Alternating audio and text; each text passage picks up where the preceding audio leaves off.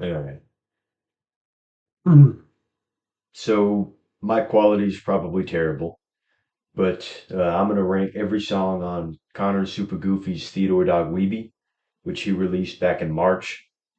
It has 30 songs on it because he did it in three waves, and the third wave was the full release of the album. And instead of using letters to rank them on a tier list, I'm gonna use numbers out of 10. So I'm gonna go in chronological order, and let's just do this. I'm recording. Does it go? Okay.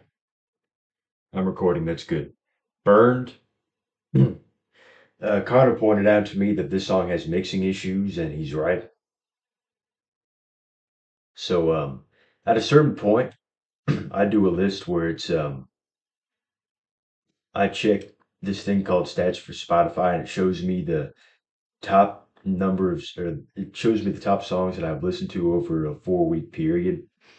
And this song was number one on the chart that showed the most listened to songs over a 4 week period. The song was number one. But strangely enough, I never was crazy about it. I'd say even at the period where I liked it the most, it would have been a low eight. But now that I think of it more, I think it's fun. Like it's a cool song, but it does have some mixing issues. And the feature's cool, but the mixing issues makes it so the feature probably wasn't as good as it could have been. So I would say Burned is a low six because it's a cool song, but it could have been way better if it was just mixed better. And the second one is you might not be able to see that well, but it's I Lost All My Motivation. The song is just average. I think it's pretty mediocre for a Connor song, so I'm going to put it in four. It's a 4 out of 10. Endless Ocean, I think this is the only instrumental song on the whole album. And if I'm not mistaken, Connor told me that he made this beat a long time ago. And he just wanted to stick it somewhere, but he decided to stick it on this album. And the song itself is cool. I think some vocals. Nah, I mean, I think it probably would have been worse if there were any lyrics and vocals. So I'm gonna say that Endless Ocean is 6 out of 10, and I'm gonna rank the songs inside of the columns too, or I'm gonna rank them inside of the tiers. So Endless Ocean, I think is a low six, but it's a little bit better than Burned in my opinion. Still recording? All right, we're good. What's next? The Builder and the Breaker. I remember loving this song at one point. I loved the beat. If you asked me maybe a month and a half ago what I thought of this song, I would have said it was an 8 out of 10. But well, I still like the beat. The more that I think about it, it's just slightly above average. So I wouldn't give it an 8 out of 10 anymore. I'd give it more of a 6 out of 10. I still like the beat, but the lyrics are super mediocre. And the beat carries it for sure. But if you're looking at everything else, then it drags you down quite a bit. The beat is up here and everything else is down here. The lyrics, the vocals, everything. So I think it's a 6 out of 10, but it's higher than Endless Ocean and Burn because I like it better than both of those songs. Now we got Cupcake. This is a good one. I think Connor released this in the second wave of Theodore Dog Weeby, which was initially supposed to be Theodore, but he changed it to Theodore Dog Weeby at the last second. But yeah, this song's pretty good. I like how it has two different guests on it, and I like how in between each verse, it kind of transitions into a different beat. And then once all three verses are done, it transitions into that beat for the rest of the song. I think that's pretty creative. So I think in reality, Cupcake is one of Connor's most creative songs. I think both of the beats have a pretty nice vibe to them. I think the features were cool. I would say it's about an 8 out of 10. And Thomas, Connor told me that he really liked the beat of this song, and I like the beat. The melody's pretty good. My problem with the song is that it goes on for too long for the subject matter of it. And I think the beat goes on for too long too. I don't think it needs to be 6 minutes. Um, Connor has two verses on it and they repeat. And he's talking about an old friend that he had back in Ohio before he moved down here to Texas in middle school. So, the melody's good. The song itself is fine. Would probably be about a 6 out of 10, maybe a 7. But it goes on for too long, so that drags it down. So I'm probably gonna give it a high 5 or a low 6.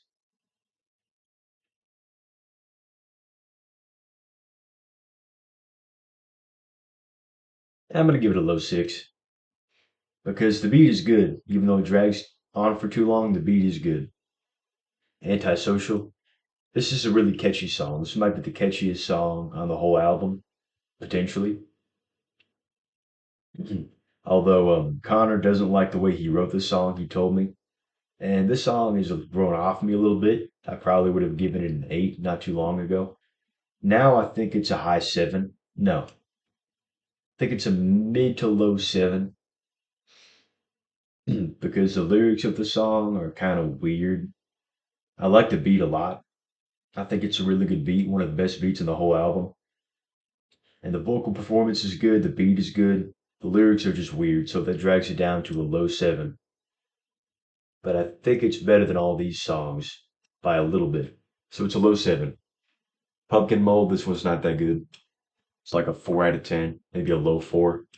I think I give it a 4 out of 10 because even though it's terrible, it's not that good. It's goofy, and I like the energy of it. It's kind of cute, even though the beat is kind of bad and the lyrics are kind of bad. It's definitely one of Connor's most uncreative songs on the album, so I would rank it low. It's just it's just funny to me because even though it's bad, I think it's a cute song. So I'm gonna give it a high 4 out of 10. I think it's better than I Lost All My Motivation. I'd rather listen to this than I Lost All My Motivation, yeah. And then Pretender, I remember hearing this song for the first time in it was either late November or early December. But this was a really good song. Especially for making it in 1 hour. I thought this song came out really well. I was honestly really impressed when I heard it the first time because I thought the lyrics were good. I thought it was catchy. It's a diss on someone who goes to a different school.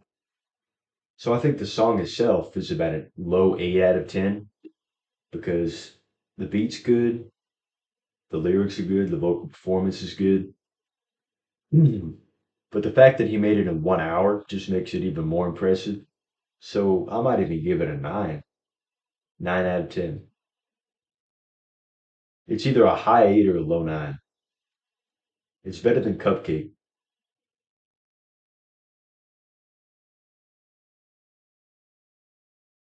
Yeah, I like Pretender more than Cupcake still. I also have some kind of nostalgia for it, even though it was only back in December. I'm recording this in May. This was one of the first songs I heard from Connor, and I was like, I got to check out more of this guy. So, kind of have a nostalgia bias with Pretender, but I'll still give it a low 9, not a 10 though. Friday Night Goofiness, this is also a really good one. I like the lyrics a lot on this song. The beat is good. I think the overall vibe is nice, and it's not as good as Cupcake. It's not as good as Cupcake, but it's still up here. It's better than Antisocial. It's a high 7 or a low 8.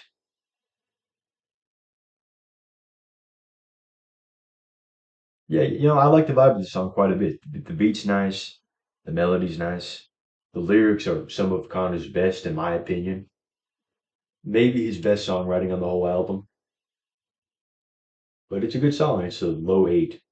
It's worse than Cupcake, but it's better than Antisocial. Then we got Moon.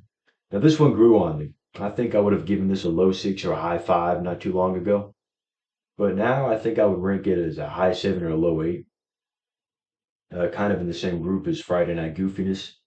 I think the beat is way better in Moon than Friday Night Goofiness. But I think everything else about Friday Night Goofiness is better, like the lyrics. So even though Moon is good, I think it's worse than Friday Night Goofiness, but better than Antisocial. I think it's one of Connor's coolest songs on the album, along with Burned. Burned just gets drugged down a lot. Burned gets dragged down with those mixing issues that Moon doesn't have, thankfully. So I would put Moon around here. I'd say it's a low 8 out of 10. I think it goes hand in hand with Friday Night Goofiness. Eh, I'll put it lower than Friday Night Goofiness because I think I'd rather listen to that one. I'd rather listen to Friday Night Goofiness than Moon, but they're both really good. And then the same things. At first, I thought this was average, and it's not amazing, but it's really good. I like how he talks about Big Soap in the song, which is a streamer that he um, looks at recently, or it's a streamer that he watches a lot. But the same things, the beat is decent, the beat is above average, the lyrics are good, the song overall is just above average, decent. Do I think it's better than these songs? Same things.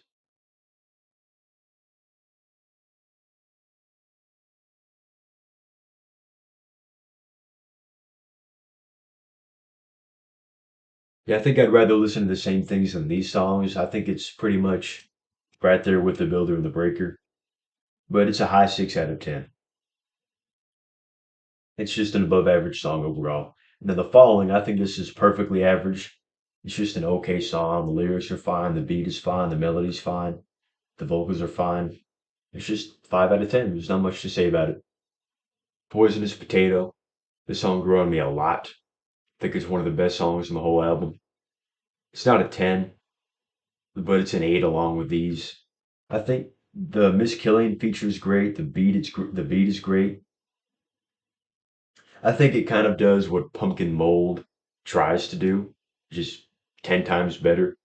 Because the beat in Pumpkin Mold isn't great. It's just cute. Poisonous Potato is cute. The beat is great, and it has a great feature. There's really nothing negative to say about Poisonous Potato.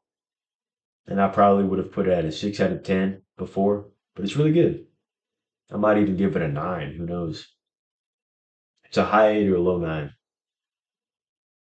But yeah, everything about the song is really good. The beat, and the lyrics are good. It's funny in a cute way, just like Pumpkin Mold is, but it's way better. The feature's great. Hmm.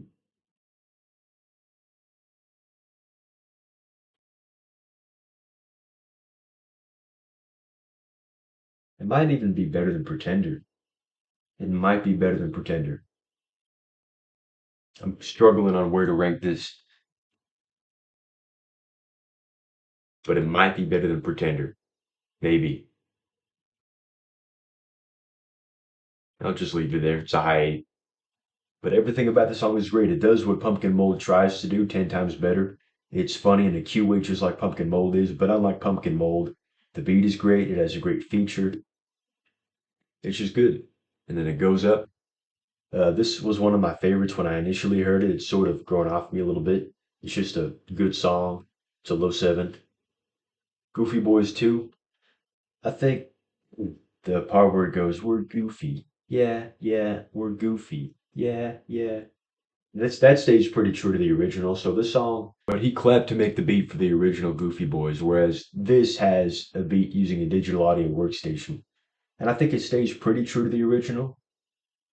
I think Daniel Van Cleve's verse is pretty underwhelming, to be honest. But it's good. And I also like the ending part. I think it transitions really well into the song that I'm about to get into. I like the car crash and the ending beat. So it stays true to the original while still being a good song in its own right. So I think, well, it's not one of my favorites. I think it's a good song. Maybe a low 8, honestly.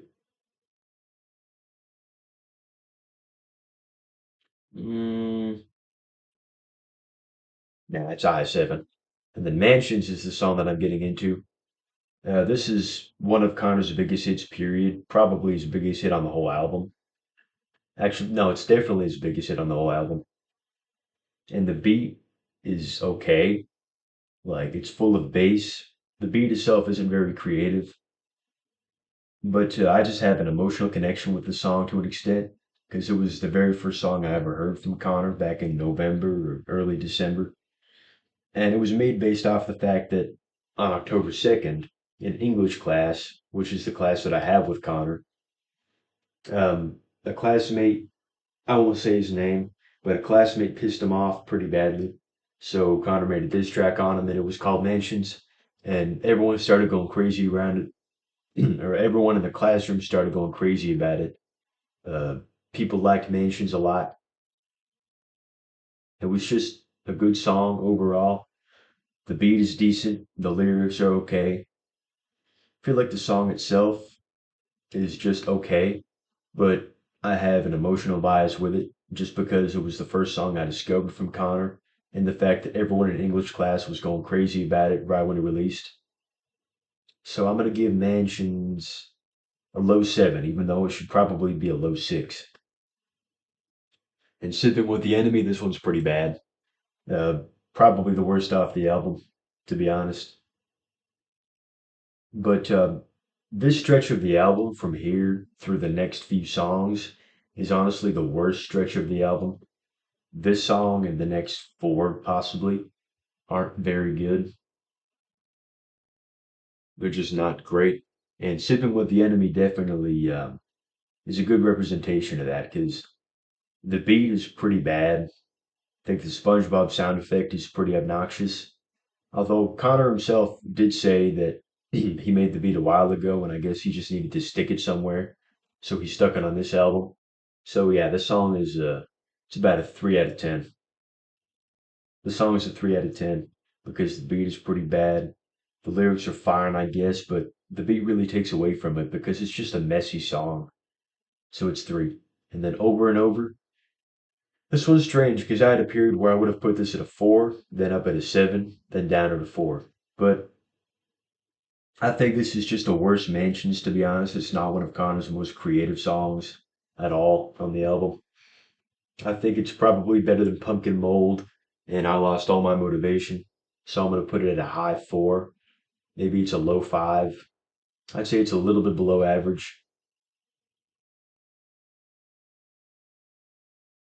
Also, lyrically, the song's not that interesting. Beat wise, it's okay. It's just a little bit too similar to Mansions, I think. Yeah, I'll give it a low 5. Then Hey Landon. The beat on this song is pretty uninteresting, but it's Connor's second diss on Landon, the first one being Pretender. And it's addressing the fact that Landon was acting like he was going to drop a diss track on Connor, and then he ended up scrapping it. So Connor was daring him to diss him pretty much in this song. He wanted to hear what Landon had to say about him, but I guess that just didn't happen because Landon scrapped the diss track totally, is what Connor told me.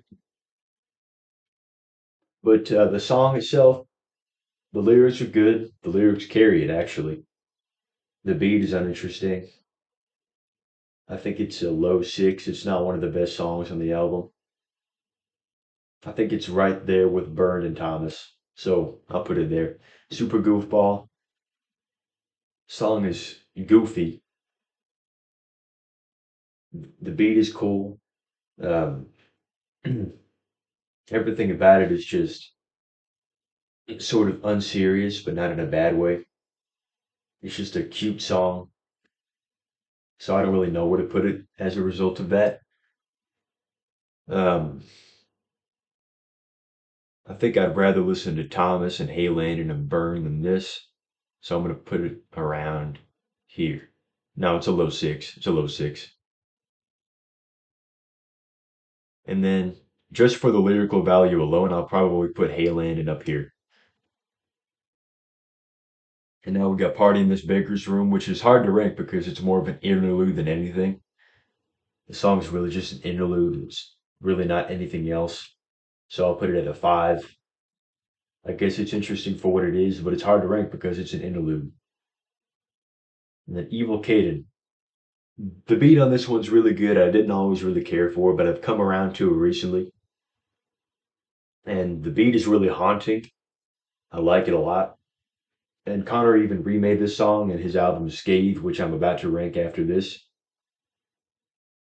But Evil Caden, the song is really good. It references everything that a kid at our school did back in freshman year. And the beat is really haunting. It's just a good song. I think it deserves to be up here with Friday Night Goofiness and Moon, probably in between them. All My Fault is a good song. This also hit number one on my chart that showed this was number one on the chart that showed the songs I listened to the most over a 4 week period. This was number one along with Poisonous Potato, Mansions, Hey Landon, Burned, and Antisocial. This album had six number ones on my 4 week chart, where it showed the songs I listened to the most over 4 weeks. So the song is it's a really danceable beat. It's one of Connor's best beats on the whole album, and he's referencing something that happened in the freshman year of high school, where they were trying to crack down on the amount of fights that were going on at our school, and I guess he was a victim of it. I didn't know him well at the time, so I don't really know what happened, but it describes it describes something that happened freshman year, and I guess he was called somewhere because he was near a fight. But regardless of what happened, the song's pretty good. I think it's definitely the most danceable beat on the whole album, so I'd give it a high seven or a low eight. I think it's better than Goofy Boys 2. I think the vibe probably isn't as good as something like Moon, so I'd give All My Fault a high seven. And then what is it? Say What You Want. This is Connor's favorite song on this whole album. Second being Evil Caden.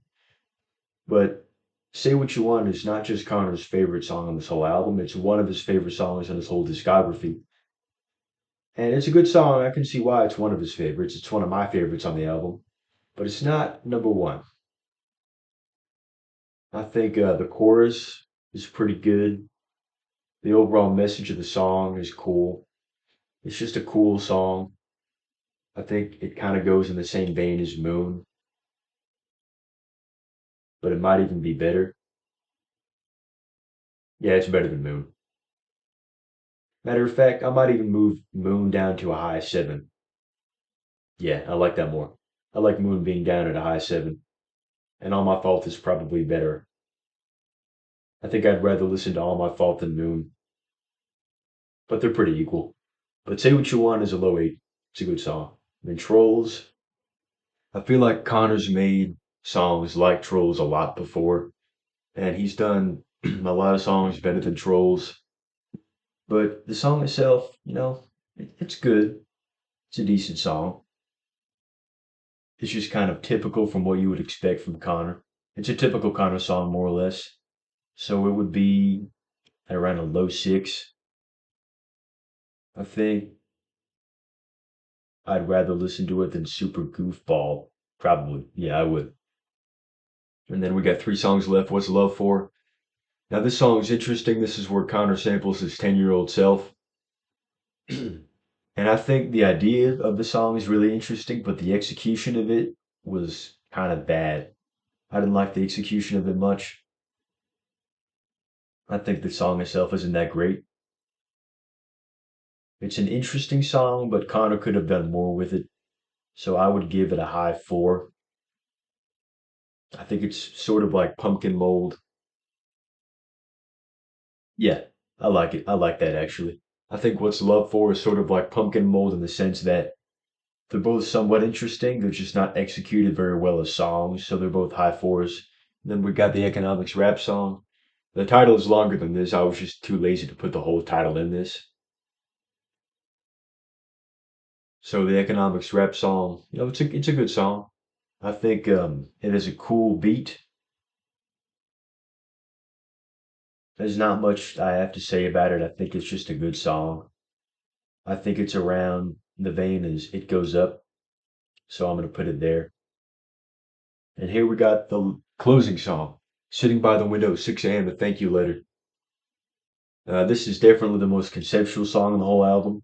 It's where Connor falls asleep at 6 a.m. and he imagines him and all of his friends in our high school cafeteria just talking about his career in music throughout all 4 of our years in high school. Then he wakes up and he knows he has to move on.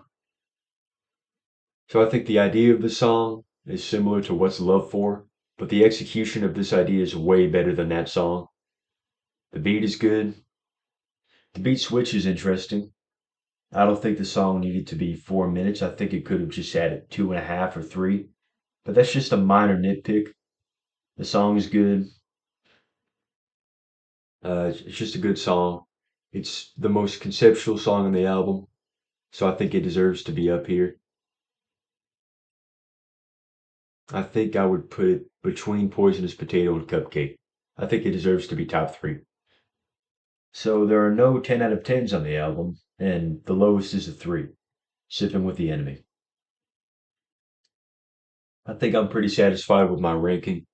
If Connor sees this, he's going to disagree with some of them, but that's all I can do. And I'm going to rank Scathe after this too, which only has 10 songs, so it won't take as long. All right, so we're not going to go to Scathe quite yet because I forgot to rank one song, and that song is Phoebe Weeby. And then that'll be 30 songs. I just counted the songs that were on the tier list, and I counted 29 out of 30, so I figured I was missing something. But I got to rank Phoebe Weeby before we actually move on to Scathe here. So Phoebe Weeby, I don't like the song that much. I think it's cute to an extent, but it's kind of annoying, I think. I think it's a low 4 or a high 3. It's cute in a sense, but I don't like it. So that's my official ranking for Theodore Dog Weeby. The album itself is a 6.5 out of 10 because it has its high points, but it also has its low points. And the best song is Pretender, the worst song is Sipping with the Enemy. And I rank these in order. So you can pause the video and see what I think of these songs in order if you want. But that's my ranking of Theodore Dog Weeby. It's time to move on to Scathe now. So now we're on to Scathe.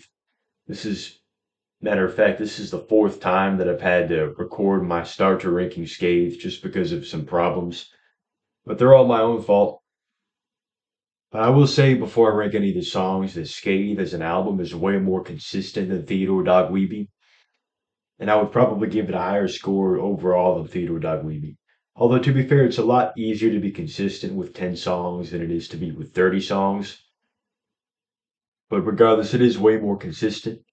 And you can tell because my tiers only go from 4 out of 10 to 10 out of 10 because there's no awful song on this whole album.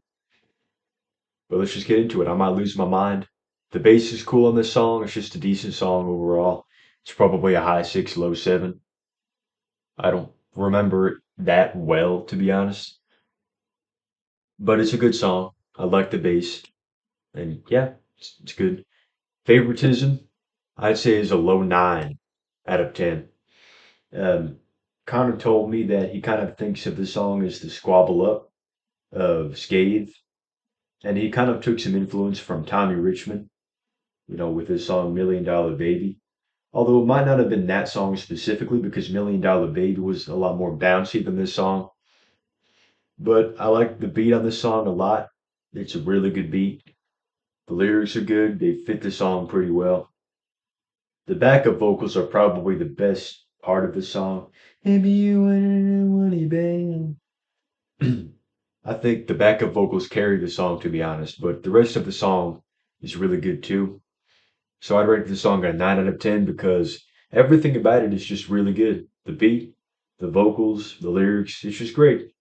The friendship song, this has the feature of Chelsea Moore on it, I believe, which is Connor's best friend, and it's the friend that he's talking about in the song.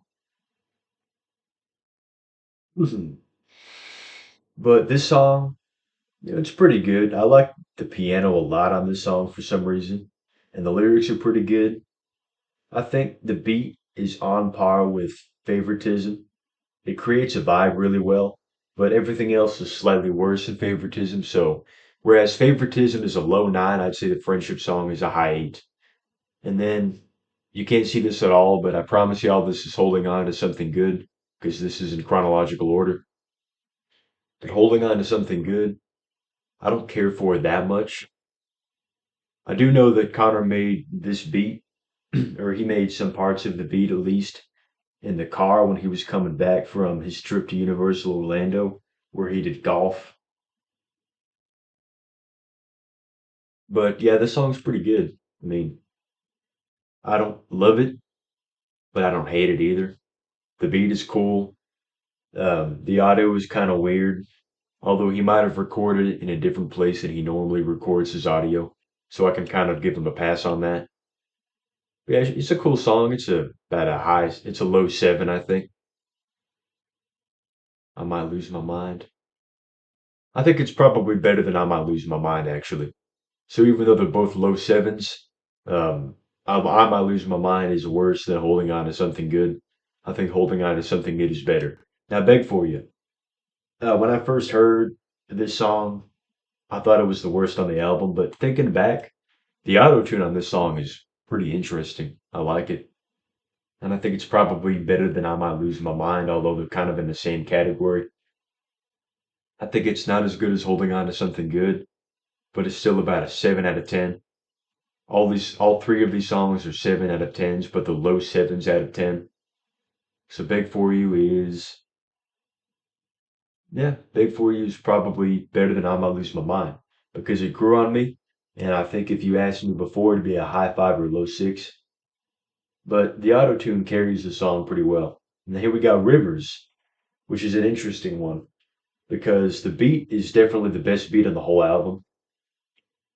The problem is, a part of the song is blank because the person that he was going to feature on the song got arrested. And so, to avoid the controversy, he removed what was going to be Miss Gomez's feature. And so, a lot of the song was just left blank where Mrs. Gomez's feature was supposed to be. And I think Connor could have handled that better.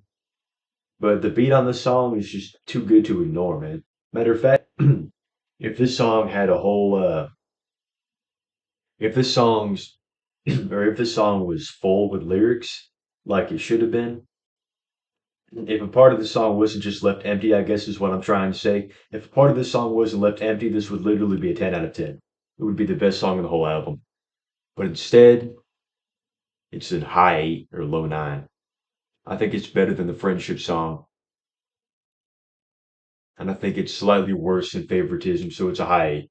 But again, it would be an actual 10 if a part of the song wasn't left blank.